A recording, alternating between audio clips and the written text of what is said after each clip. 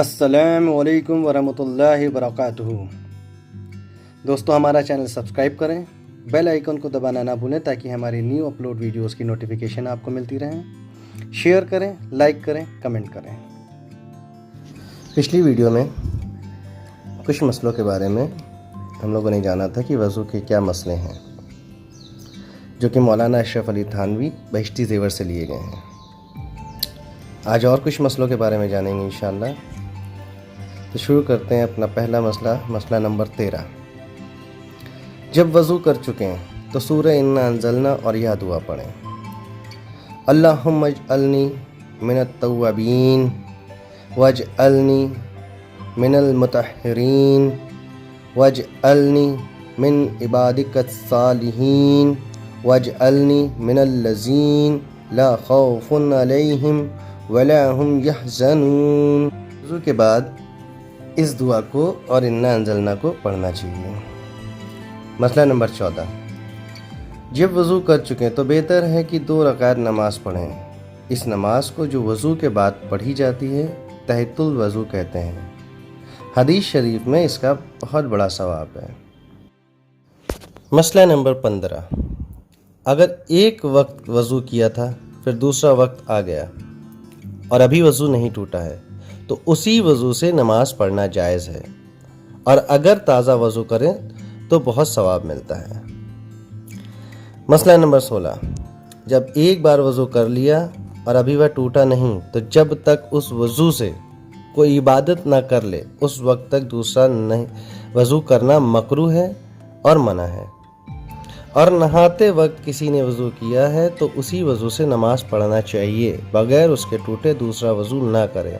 हाँ, अगर कम से कम 2 रकात इस वज़ू से पढ़ चुके हैं तो वज़ू करने में कुछ हरज नहीं बल्कि सवाब है। मसला नंबर 17। किसी के हाथ या पाँव फट गए हैं और उससे मोम रोगन या और कोई दवा भर ली है और उसके निकालने से नुकसान होगा और बगैर उसके निकाले ऊपर पानी बहा दिया तो वज़ू दुरुस्त है। यानी कि अगर किसी के हाथ पैर में कोई ज़ख़म हो गया है या कोई तकलीफ़ है जहाँ पे उसने कोई दवा लगाई है, कोई चीज़ लगाई है जिससे कि उस ज़ख़म को आराम मिले, लेकिन अगर उसको निकालते हैं तो उसमें तकलीफ़ बढ़ जाएगी या वो ज़ख़म फैल जाएगा, तो बेहतर है कि उसको ना निकालें, उसके ऊपर से ही वज़ू कर लिया जाए। अगर कर सकते हैं तो भी वज़ू हमारा हो जाएगा इंशाअल्लाह। मसला नंबर 18। वज़ू करते वक्त एड़ी पर या किसी और जगह पानी नहीं पहुंचा और जब पूरा वज़ू हो चुका तब मालूम हुआ कि फ़लानी जगह सूखी है तो वहां पर सिर्फ हाथ फेर लेना काफ़ी नहीं है बल्कि पानी बहाना चाहिए। यानी कि आपको पूरा वज़ू करने की ज़रूरत नहीं है दोबारा से, लेकिन हाँ, मगर सिर्फ हाथ में भीगा पानी ले करके सिर्फ उसको पोंछने से काम नहीं चलेगा। उस हिस्से पे बाकायदा पानी को आपको बहाना पड़ेगा जिससे कि मुकम्मल तौर पे आपका वज़ू हो जाए इंशाअल्लाह। मसला नंबर 19। अगर हाथ पाँव वगैरह में कोई फोड़ा है या कोई और ऐसी बीमारी है कि उस पर पानी डालने से नुकसान होता है तो पानी ना डालें। वज़ू करते वक्त सिर्फ भीगे हाथ फेर लें, उसको मसा कहते हैं। और अगर यह भी नुकसान करे तो हाथ भी ना फेरें, उतनी जगह छोड़ दें। अल्लाह ताला ने हम लोगों को हर जगह रियायत दी है कि अगर तकलीफ़ है तो उस जगह पानी ना डालें, और अगर पानी नहीं डाल सकते तो मसा करें, और अगर मसा भी नहीं कर सकते, इतनी ज़्यादा तकलीफ़ है और नुकसान हो सकता है तो उस हिस्से को आप छोड़ ही दें। मसला नंबर 20। अगर ज़ख़म पर पट्टी बंधी हो और पट्टी खोल कर ज़ख़म पर मसा करने से नुकसान हो या पट्टी खोलने बांधने में बड़ी परेशानी और तकलीफ़ हो तो पट्टी के ऊपर मसा कर लेना दुरुस्त है।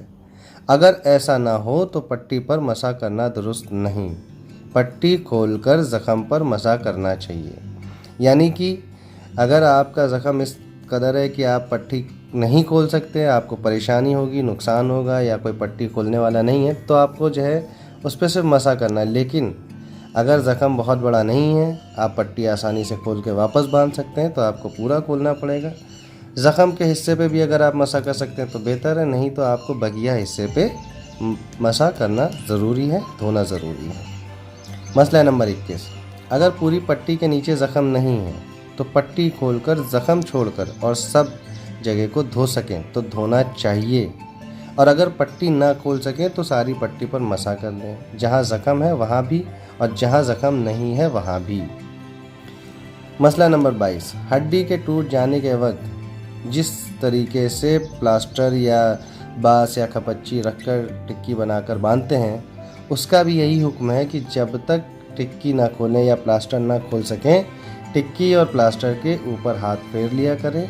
और फसद की पट्टी का भी यही हुक्म है कि अगर ज़ख्म के ऊपर मसा ना कर सकें तो पट्टी खोलकर कपड़े की गद्दी पर मसा करें, और अगर कोई खोलने बांधने वाला ना मिले तो पट्टी ही पर मसा करें। यानी कि ज़ख़म का जो पिछले नंबर पे बताया गया मसला बताया गया कि अगर ज़ख़म है और आप पट्टी खोल सकते हैं और बांध सकते हैं तो आप आसानी से उस ज़ख़म को बचा सकते हैं, तो आप उसको खोल करके मसा करें। अगर ऐसा मामला नहीं हो पा रहा है तो आप उसको छोड़ दें। मसला नंबर 23, टिकटी और पट्टी वगैरह में बेहतर तो यह है कि सारी टिकटी पर मसा करें, और अगर सारी पर ना करें बल्कि आधी से ज़्यादा पर करें तो भी जायज़ है। अगर सिर्फ आधी या आधी से कम करें तो जायज़ नहीं। टिकटी यानी कि पैर टूट जाए, हाथ टूट जाए, तो पहले के ज़माने में टिकटी और लकड़ी और बाँस बांध करके उसको जो है जाम कर दिया जाता था ताकि वो ठीक हो जाए। तो आज के ज़माने में तो ये चलता नहीं, तो आज के ज़माने में हमारे प्लास्टर होता है। तो प्लास्टर का भी वही हुक्म है कि आपको कम से कम आधे प्लास्टर पे मसा करना चाहिए, और आधे से कम आपने किया है तो आपका वज़ू नहीं होगा, वो जायज़ नहीं है। कम से कम आधे प्लास्टर पे या टिकटी या पट्टी जो भी है उस पर मसा होना चाहिए। मसला नंबर 24, अगर टिकटी या पट्टी खुलकर गिरे और ज़ख़म भी अच्छा नहीं हुआ तो फिर बांध लें, और वही पहला मसा बाकी है, फिर मसा करने की ज़रूरत नहीं है। अगर ज़ख़म अच्छा हो गया है कि अब बांधने की ज़रूरत नहीं, तो मसा टूट गया, अब उतनी जगह धोकर नमाज़ पढ़ें और सारा वज़ू दोहराना ज़रूरी नहीं। यानी कि जैसे आपने वज़ू किया और उस पर आपने मसा भी किया था, और फिर दरमियाने दूसरी नमाज या वज़ू टूटा नहीं आपका, वो टिकटी या ज़ख़म वाली पट्टी आपकी खुलकर गिर गई और आपने देखा कि ज़ख़म अभी भरा नहीं है, तो आप वही पट्टी वापस उठा के बांध लें, आपको मसा करने की ज़रूरत नहीं। लेकिन हाँ, अगर आपका वो हिस्सा तकरीबन माशाल्लाह से ठीक हो गया है, अब आपको ज़रूरत नहीं है पट्टी की, तो आप वो पट्टी फेंक दें। लेकिन जो जगह अब खुल के सामने आई है उतनी जगह को आपको धोना पड़ेगा। सारा वज़ू नहीं करना पड़ेगा, लेकिन उतनी जगह को आपको बाकायदा धोना पड़ेगा, क्योंकि अब वो खुली हो गई। तो ये थे कुछ मसले हमारे वज़ू के। इंशाअल्लाह अगली वीडियो में आपको कुछ और नई चीज़ बताएंगे, जो कि साइंटिफिकली भी हमारा प्रूव हो चुका है कि वज़ू के क्या क्या फ़ायदे हैं और वज़ू क्यों करना चाहिए। बाज़ मुल्कों में तो लोगों ने वज़ू नहीं कर सकते, गैर बरादरी के हैं, लेकिन वो वज़ू के तरीके से अपना पूरा प्रोसेस करते रहते हैं पूरे दिन के वक्त के दरमियान में।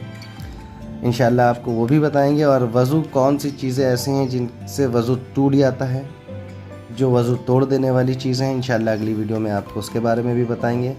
ज़रूर देखें ताकि कोई ऐसी चीज़ ना छूट जाए जिससे हमारे वज़ू मुकम्मल ना रहे और हमारा वज़ू टूट गया हमें पता भी ना चले। तो इंशाअल्लाह अपना ख़याल रखें। फ़िलहाल अपने वज़ू को मुकम्मल बनाइए और लोगों के वज़ू को भी मुकम्मल बनाइए, और लोगों को ज़्यादा से ज़्यादा शेयर करिए ताकि ज़्यादा से ज़्यादा लोग जान सकें कि वज़ू के क्या तरीके हैं और किस तरीके से करना चाहिए। अपना ख़याल रखिए, दुआओं में याद रखिए। अस्सलामु अलैकुम वरहमतुल्लाहि वबरकातुहू।